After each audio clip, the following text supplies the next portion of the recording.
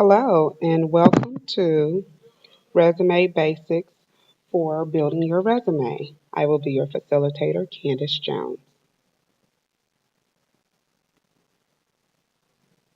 What is a resume? A resume is a document or a brief summarization of your education, employment, history, and experiences that are relevant to your qualifications for a particular job for which you're applying. It is somewhat like filling out an application, and you are going to tell about your work history, your employment, and any experiences that you have. What's the purpose of a resume? The purpose of a resume, along with the cover letter, is how you get to an interview. A resume is basically a document that you are going to put together that has your skills, education, experience, that you can utilize that is in an outline that you can utilize and give to an employer to say, hey, this is what I do, this is what I have done, and this is what I can provide to you. Research has shown that it takes on average 10 interviews to receive one job offer. So your resume needs to be persuasive and perfect. This is how we utilize the 30-second speech as well. What should I include in my resume? You want to highlight your relevant experiences to the job that you have. If it is on a high school level or as an adult, you definitely want to include some data.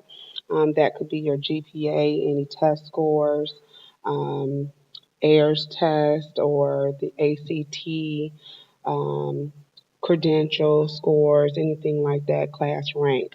You also want to include volunteer experiences or extracurricular activities, personal accomplishments, powerful verbs, and contact info, including your home, your cell phone number, email, and phone number, and your home address. So let's think about it for a minute. What are some ways that resumes can be used for students like you? Also, who might you give a resume to and when? Why is it a good idea to continuously improve and update your resume? I want you to take a moment and on a separate sheet of paper, I would like you to answer all three of those.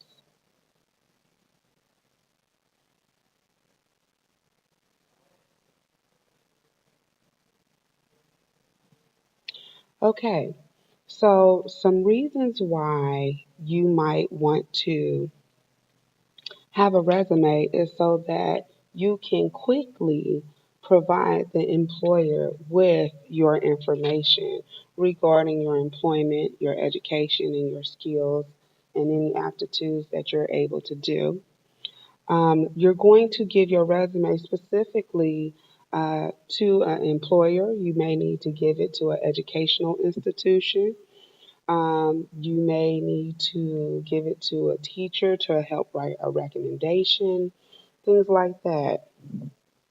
And the reason it's a good idea to continuously improve and update your resume is because you want to have the most current information on there and how those things can apply. So you want to continuously improve your resume so that it can highlight your skills and abilities. Did you know recruiters spend on average 6 seconds scanning a resume before deciding if a candidate is worth calling for an interview? This means that an employer or a recruiter is just going to look over your resume and look for key words and sentences and education and skills that you have. They want to be able to quickly look over your outline to see, do you meet their qualifications? Within those 6 seconds, 76% of resumes are discarded for unprofessional email addresses. 88% of resumes are discarded when they include a photo. 78% of resumes are misleading. So, what are the three main rules for writing a resume? You might ask yourself. Rule number one, have a professional email. Your email should use your real name at Gmail or school email, Yahoo.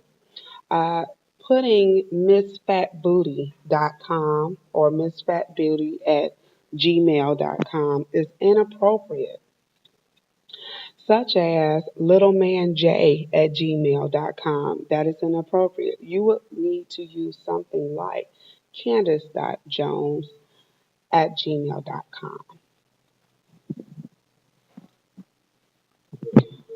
Hi, baby. Rule number two, do not include a photo of any kind. No family Christmas pictures, no school pictures, no Instagram pictures, pictures of you drinking at a baseball game, no selfies, and no pictures or images or logos. Okay. So, rule number two, you want to be sure that you keep it clean. So, it's important that um, they don't have a picture of you to even, discriminate against you in any way possible. Rule number three, be honest, truthful, and straightforward. Remember, honesty is the best policy. Resumes, do's and don'ts. First impression counts. Increase your odds of getting an interview for your job of choice with these resume do's and don'ts. Every resume has do's and don'ts. Can you think of any on your own?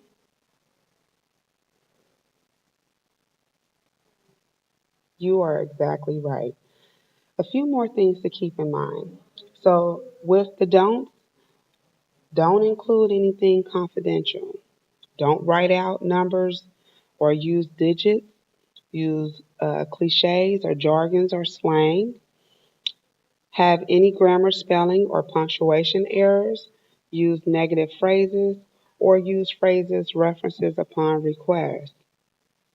The do's that you want to have is start with a template.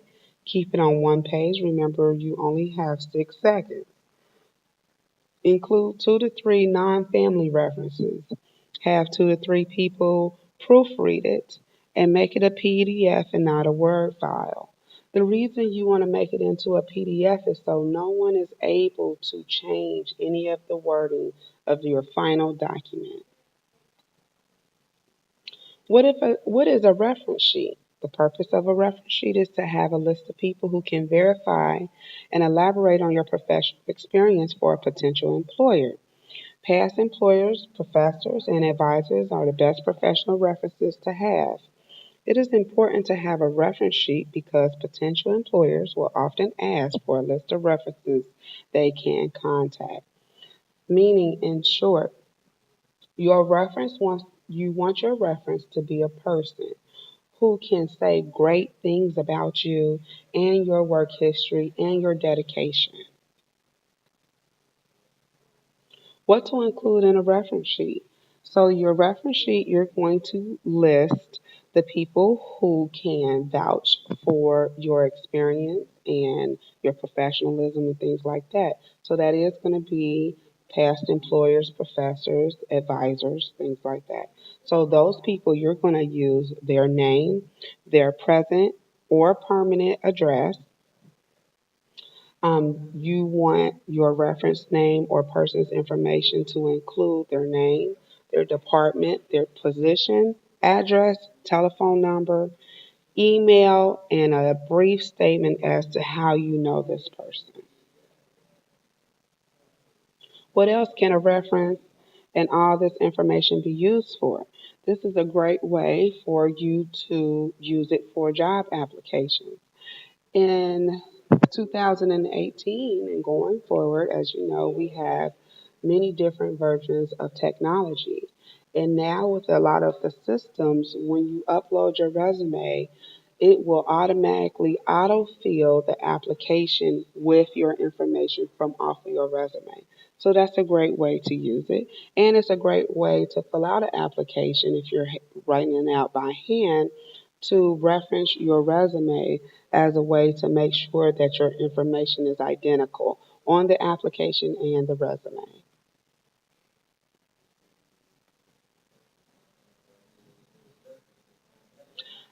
I hope that you have enjoyed this PowerPoint. If you have any questions, feel free to come see me, or you can email me at JoneCan, which is JONECAN at cpsboe.k12.oh.us. Thank you for tuning in and have a great day.